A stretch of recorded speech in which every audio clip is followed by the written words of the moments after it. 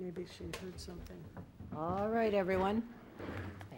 It is 7 o'clock, and I'm going to call to order the regular meeting of the Common Council of the City of Platteville for Tuesday, February 9th, 2016, and we'll start with roll call. Tom Knoll. Here. Ken Killian has been excused. Amy Seaboth Wilson. Here. Eileen Nichols. Here. Mike Den. Here. Barbara Doss. Here. And Barb Stockhausen. Here? The first item is consideration of the consent calendar. The following items may be approved on a single motion and vote due to their routine nature or previous discussion. Please indicate to the council president if you would prefer separate discussion and action. The first item is the council minutes from the January 26th meeting, and you will notice on your desk this evening you have a copy of minutes that, Jan, would you just like to explain what they are? Yeah, they're the minutes from the special meeting. It's the final draft. The wrong draft was included in the thing. There's just a couple changes that are highlighted. So when the motion is made, if the person making the motion would note that we have received a final draft of those minutes. B is payment of bills that were in our packet, financial report for January, appointments to boards and commissions. I have nothing this evening. Licenses, we have a 2-year operator license to sell and serve alcohol. We have a temporary Class B retailer's license for St. Augustine's University Parish for fish fry on February 19th and February 26th, and a walk permit for the National Multiple Sclerosis Society on April 30th, 2016. Is there a motion? I move we accept the consent calendar with the final draft of the council minutes for the special meeting as presented tonight. Second. The motion and a second, and we'll vote. Knoll. Yes. Seaboth Wilson. Yes. Nichols. Yes. Den. Yes. Doss. Yes. Stockhausen. Yes. Motion carries. Next item is citizens' comments, observations, and petitions. I don't have any requests from the public to speak this evening, but I would note a couple of things. One is that all the council members received a copy of the annual report from the Platteville Police Department, and I believe this is also online, and so it makes pretty interesting reading if you'd like to go on the city website and take a look at that. And the other thing is that we encourage people to come to a candidate forum for the individuals who are running for the at-large position for the council, and that will be on Monday, February 15th, here in the council chambers, beginning at 7 p.m. You can watch it on the television or you can come in person. Steve Prestegard, our editor of the Platteville Journal, is moderating that, and we thank him very much for that. And the election is? The election is the next day, February 16th. And that is a primary election for that position because there are 3 candidates. And I would like to mention too that photo ID is now required for voting. So regular Wisconsin driver's license, a passport will do, you'll be fine. And you're also doing absentee voting, I believe. Yes, through Friday, 5 o'clock. At City Hall Clerk's office. Clerk's office, okay. In your packet, there are reports from different committees, boards, commissions. First is Tourism Committee. I have nothing to add. Police and Fire Commission, Den. Nothing to add. Commission on Aging, Killian is not here. Other reports are City Attorney Itemized Report for January, the Water and Sewer Financial Report for January, again, the Airport Financial Report for January, and Department Progress Reports. Are there any questions or comments on any of those reports? I'd only mention that the museum report noted that it's time for the toy train exhibit. So people should, as cold as it is right now, good place to be, inside the museum. All right. First action item this evening is the Administration Department Succession Plan. Karen? As I explained at our last meeting, this is really the plan to account for the fact that we've got a couple of changes that are going to be happening in our administration department. First, Administration Director Dwayne Borgen is going to be retiring May 14th, and Valerie Martin, who's our current finance director, will be ascending to that position, but she is expecting her second child during the month of June.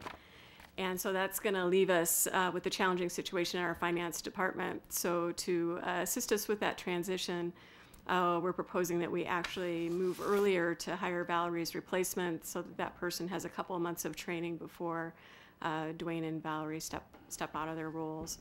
And so this actually is just a transfer of potentially up to $8,000 from our contingency account to the administration budget to cover those extra few months of training for that individual that will come in. Questions, anyone? I have a question, Karen. Does this mean you're gonna advertise the job at 59.9? As your numbers say here, is what it looks like for the city treasurer's salary? Instead of a reasonable amount of like 50,000, 51,000? We have posted the job already. We didn't include a salary rate because we're waiting for the results of the salary study. The number that must be included in there must include more than just salary.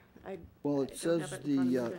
city treasurer's, pardon me? That'd be compensation. Okay, because they talked about city treasury salary at what it is, plus the 8,000, which comes to 59,917. This is in our report right here? Yes, actually, that should include the health insurance premiums also, so that's, it's about 6,700 for the wages and about 1,721 for the health insurance. Oh, so That's that the 8,000 estimated amount. increase includes the benefits from, Right, yeah. okay. Move to approve, moving 8,000 from contingency to fill the financial operations, position early, from contingency to, city treasurer's salary. Can I ask one more question? Yeah, is there a second to the motion? I'll second. All right, we have a second, go ahead. Okay, then this is to cover the 2 or 3 months that we're talking about, that somebody would be there, that $8,000? Or is that you're thinking that you'll add that to the actual asking, or the price of the total job? The $8,000 is to cover the additional months of training when we would need to have kind of 3 people in those leadership positions in the finance department. Again, we didn't assign a salary different than the current salary because we're awaiting the results of the compensation study. Okay, thank you. But we will hopefully move forward based on the data that we gather from that plan. Right, thank you. All right, we have a motion and a second, and we'll vote. Nall, Yes. Seaboth Wilson, Yes. Nichols, Yes. Den, Yes, Doss, Yes. Stockhausen, Yes. motion carries. Next item is the pool concession stand lease.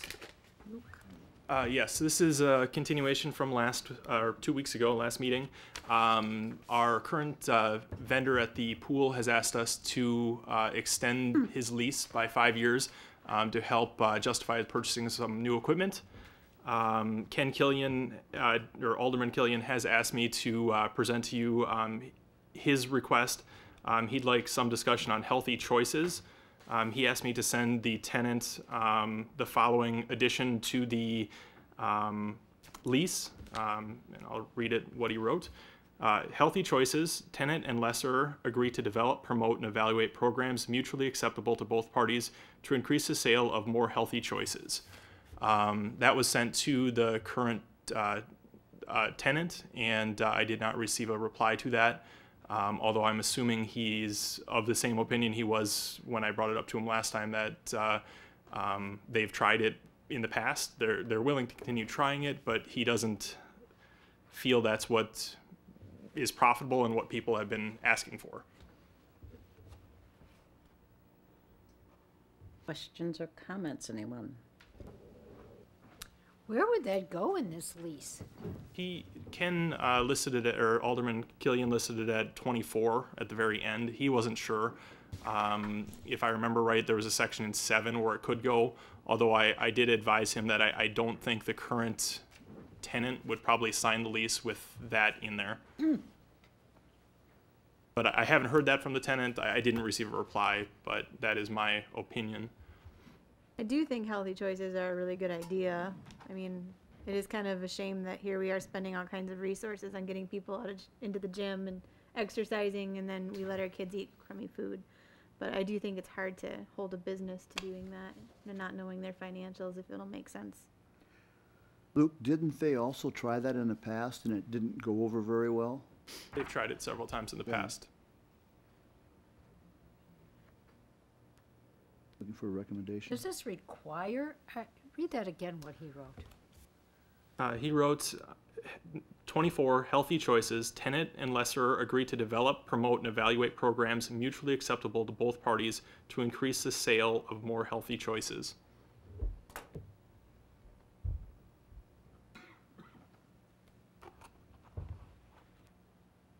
I guess my view is that if it's been tried in the past and has not been successful, I'm not sure that I'm comfortable putting it in a lease. I think that it could be talked about again during the year, and I tend to agree that the tenant, if he's tried it in the past, is probably willing to try it again, but if it doesn't sell, that's a loss for the tenant and really for the city as well, because people aren't seeing something there that they want to enjoy while they're at the pool.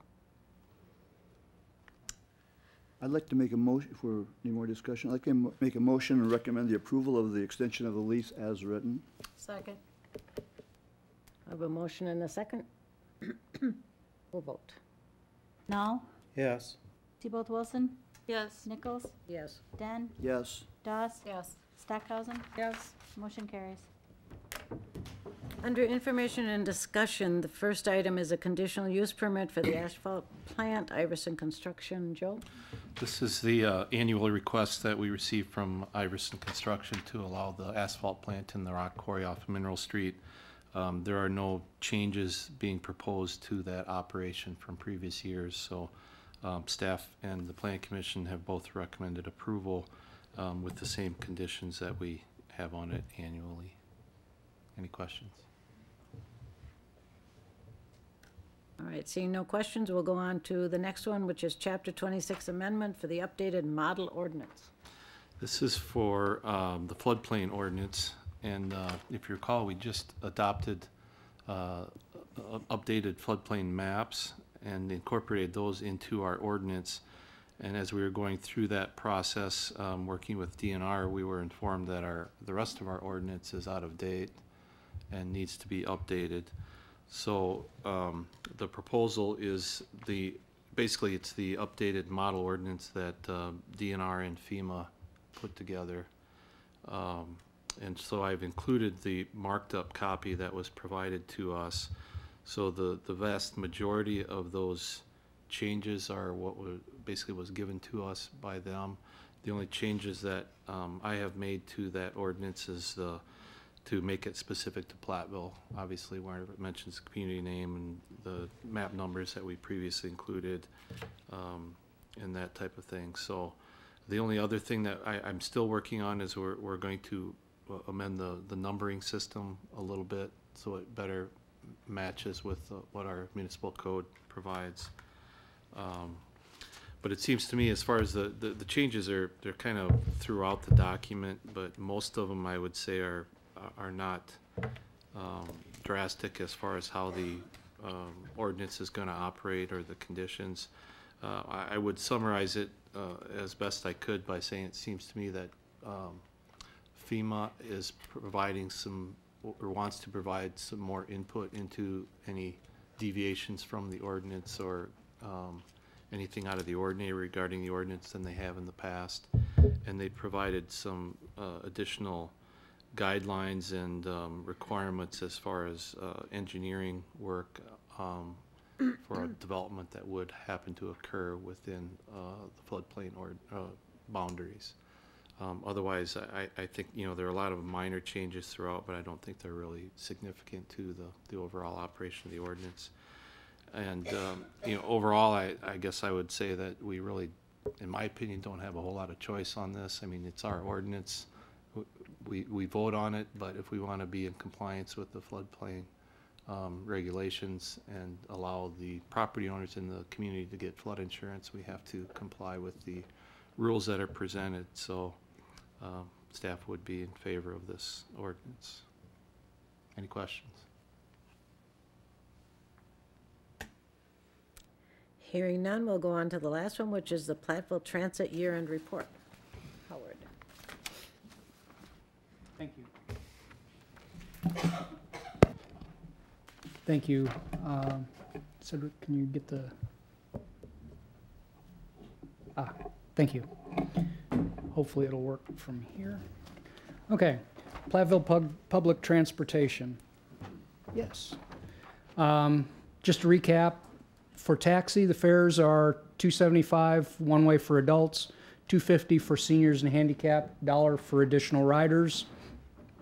The hours, Monday through Wednesday, 6 a.m. to 8 p.m., Thursday through Saturday, 6 a.m. to 3 a.m., and Sunday, 7 a.m. to 8 p.m. Buses, the fares are $1 one way, children 5 and under, free with an adult. Passes, $25 per month. You buy 2 months, get 1 month free. That question at the end was from that last presentation that I had. We decided to table that for now. Statistics. 2015 for the taxi, we had 11,750 driver hours with over $325,000 of actual expenses, a little over $90,000 of fare revenue. My estimate for the federal grant is a little over $117,000. If you do the division, it's what it is it's 50% of the deficit, 325 minus the 90. You take that, and 50% of that deficit is the estimated federal grant. State grant, a little over 50,000. And how do you figure that? The state grant, the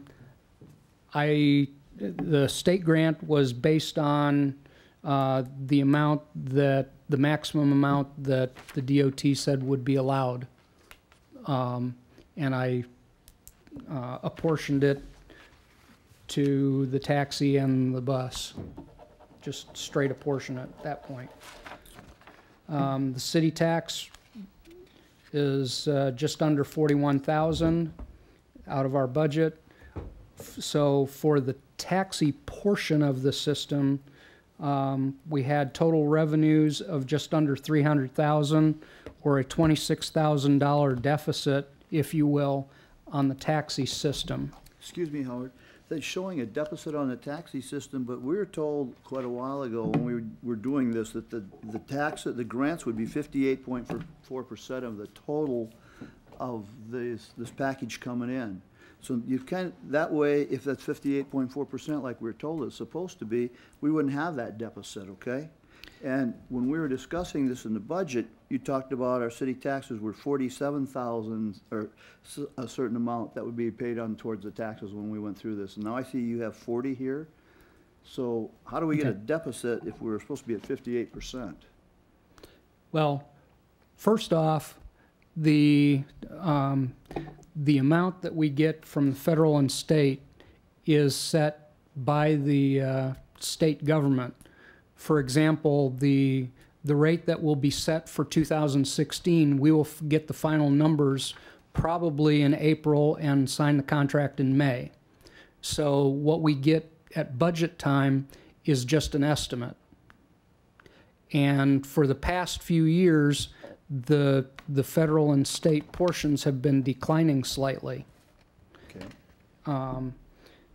So that's where that goes. The taxes, as far as I understood, was what was budgeted as for the city taxes at the beginning of the year. Correct, but I believe that number, if we go back and look, I thought we were at 47,000. That's what we discussed. You said when we talked about this before and we went through this, we looked at our portion would be 47,300 because there was an increase in cost with our new taxi provider, and so that was the difference that was going to be included in it. I will go back through and look at that again. However, as far as I know, the budget numbers that are in the budget right now, that came from the budget. But I will double check tomorrow on that just to be sure. Because when we go to the bus part of it, we show and I'm jumping ahead a little bit, but it's all part of this thing. we show that we Till have, he gets there. pardon me? Why don't you wait till he gets to All right, that's fine, I can wait. I have one other question. Why does it say 11,750 driver hours amended? What does that mean? When, during the year, we had amended our driver hours. We had added additional hours because of the other cab service went out of business.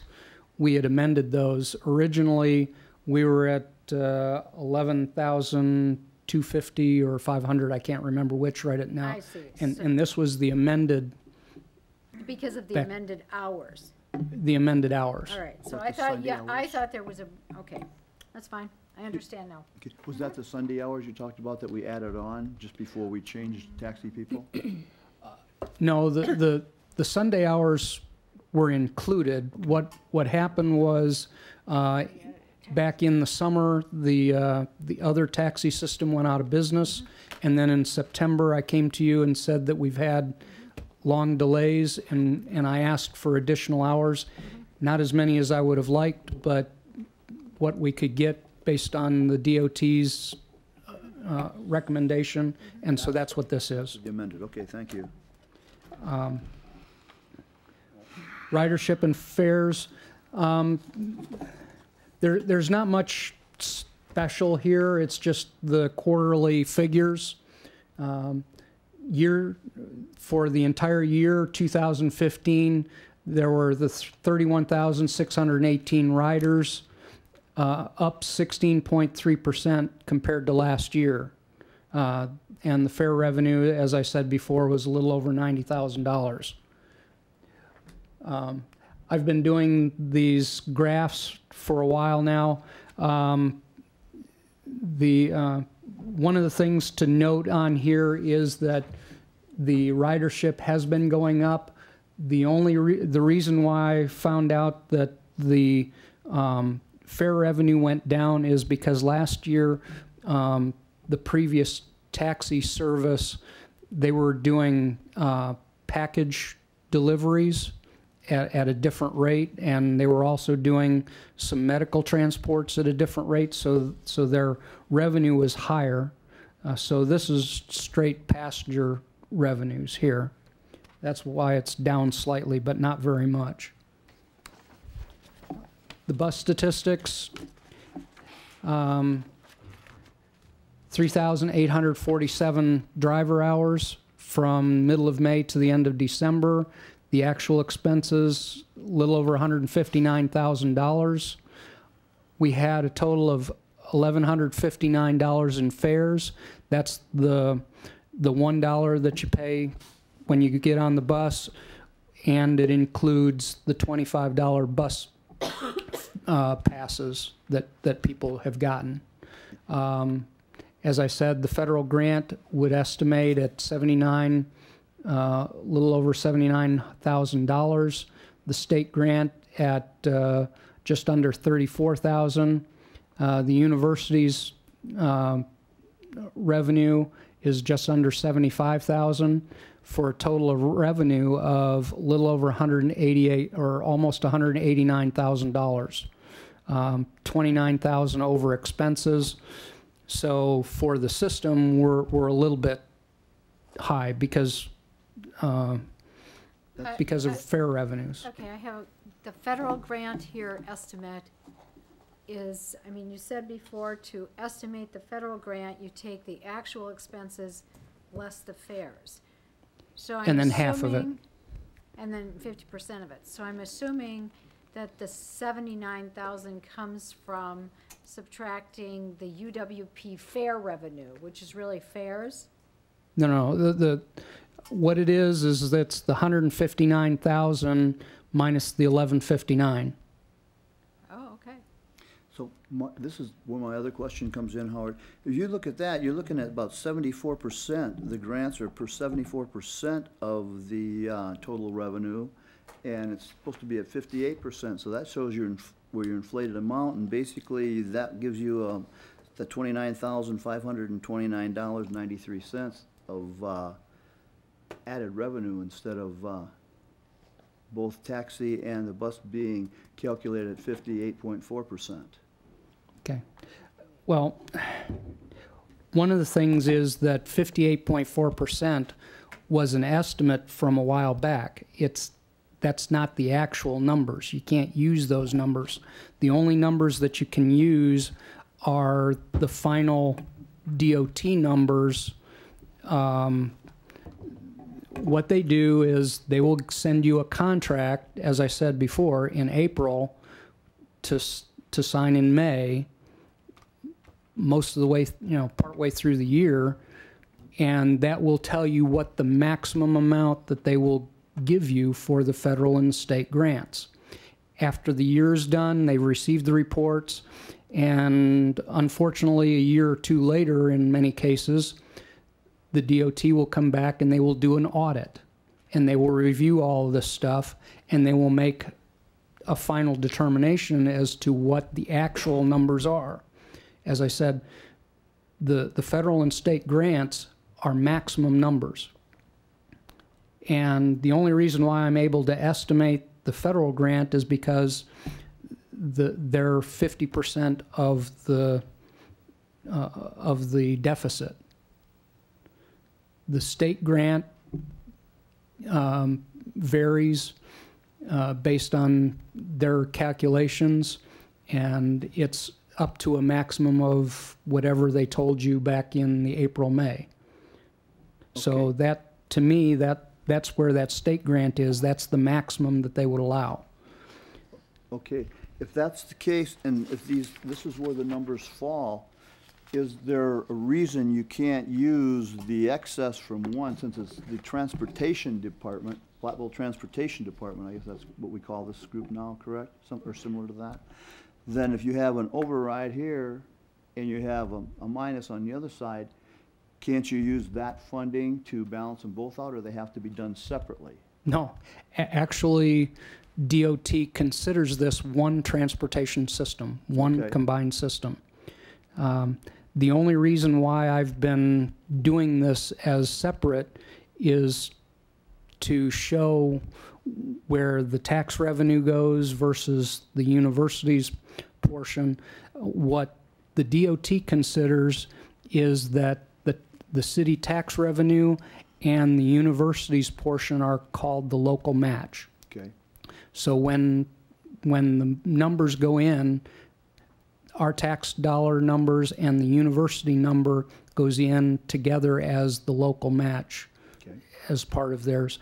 And when they're done with the audit, they will tell us how much local match we're supposed to give.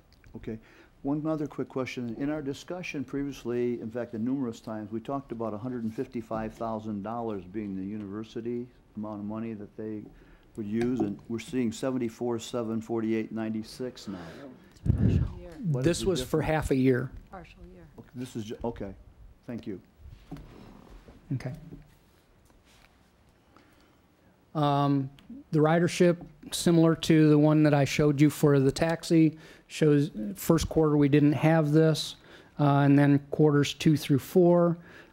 Year to date, or the full year, there were a little over 22,000 riders, and there's the split. $834 was collected on the bus by the $1 fares, and $325 in passes. Of those 22,000 riders, a little over 20,000 were university students.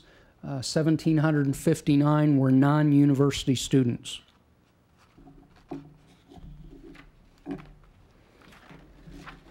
For the bus, we log in where people get on, and the top 5 stops total 72.5% of the rides.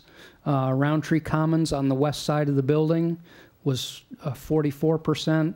Student Center, then out in Fox Ridge and Edgewood, Olsvik Hall, and the fifth of the top 5 was Walmart with 5.6 of the ride origins.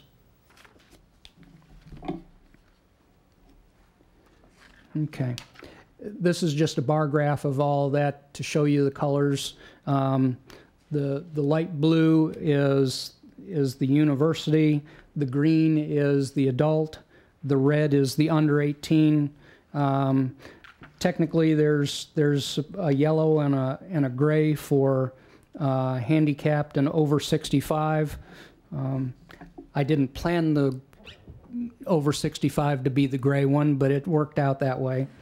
But you can't see them on this graph based on the numbers. So, you know, the largest, as you can see, are the university students, as we've said. One of the conclusions that we came out to was that the bus from the period May through December had more riders than the taxi did during that same period, by a little over 1,000 riders. 8% of the bus riders were non-university students, and what we're saying is the potential exists to grow our ridership with additional marketing. As we were discussing earlier, if we did not have the bus system with the bus revenues, the city taxpayers would need to increase support to the taxi in the amount of $26,388.71, estimate pending audit. Our next steps right now, April, I'd like to bring the transit committee back together again to review the status as a pretty much a 1-year mark. And the next benchmark that we'll need to meet is right around budget time in fall of 2016. We need to determine whether the city will extend the contracts with the bus and the taxi for 2017. We need to do that early enough so that if we decide that we're not going to do it, that, for example, if we decide that we're not going to continue with the bus portion, then we need to allow the university enough time to go through whatever contracting procedures it would need to be a seamless transition. The other issue is that if for some reason we needed to expand hours of the taxi significantly, what DOT has said is they will allow small amounts on the margin, but any significant amounts of increases, we would need to end this contract and go out for a rebid, and that process takes about 3 months. So, One quick question as you're finishing up, Howard. okay. In the past, when we first looked at this as a council, you had an extended contract of second, third, fourth, fifth, and sixth year, if you remember that. Correct. Were you still looking at, you said, and this wasn't in stone, it was possibility. You said that at the 6th year, the city may be necessary to buy buses. So that's still Okay. in the thought pattern? Okay, there's two different things here. First is the taxi and the bus contracts. Both contracts are set to expire at the end of this calendar year.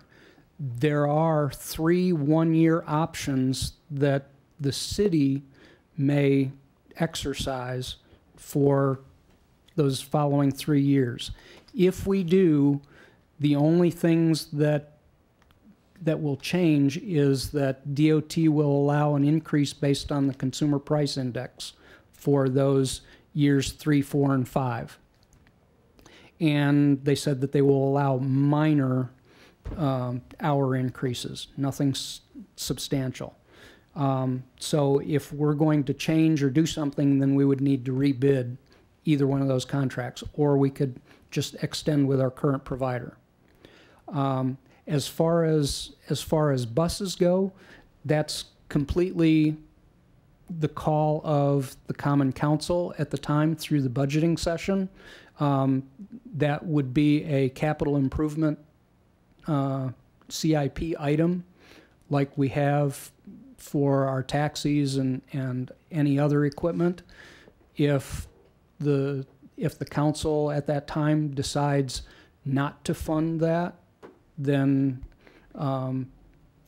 it doesn't get submitted as a grant request or any of that stuff. Just, you need to realize that, there are pluses and minuses to this. The city owns it, we lease it to the provider.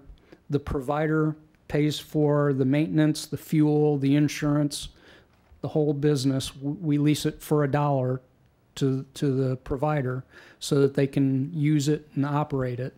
They're supposed to return it in normal fair wear and tear condition. But the positive on this is that we have the ability to request 80% grant funding to pay for a vehicle like that. That's what we do for our taxis right now. Correct. I'm aware of that, but you're Yeah, also it's the saying that same- would be a it's- possibility of buses, huh? It's the same process for a bus as it is for a taxi. Thank you very much. Okay? I have a question. Mhm. We extended or expanded or whatever the hours for the taxi. How has that worked? I mean, this is a report of what's happened, but I know that we expanded the hours because of requests. So do you have any feedback on that expansion? Or that amendment, or whatever it Okay. was?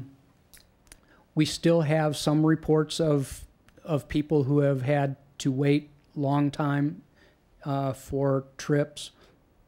Most of those cases are because of mechanical failures of the vehicles themselves. What they had, there was one instance not too long ago where a person had to wait hour and a half. I can't remember whether it was at the hospital or at the dialysis clinic, but the person had to wait after their appointment for about an hour and a half for a taxi ride. And what we ended up finding out was that one of the vehicles was in for normal maintenance service, and while it was in for maintenance, a second vehicle had a failure. The door wouldn't close. So they ended up not only being down one, but down two vehicles, and it just threw them completely off. We do the best we can. There's mechanical failures and other things. I don't believe that I've had as many calls as I had earlier, so I'm hoping that a lot of that has been worked out, but there are still occasions when that happens. So I just wanted to know if we Okay. needed more. Okay. Thank you. Thank you. That brings us to the work session, and we will not be holding our work session this evening. We learned today that 2 out of the parties that were going to come and give a report are unable to make it this evening, and so we will reschedule this work session for another date. Move to adjourn. Second. We have a motion and a second, and we'll vote. Null, Yes.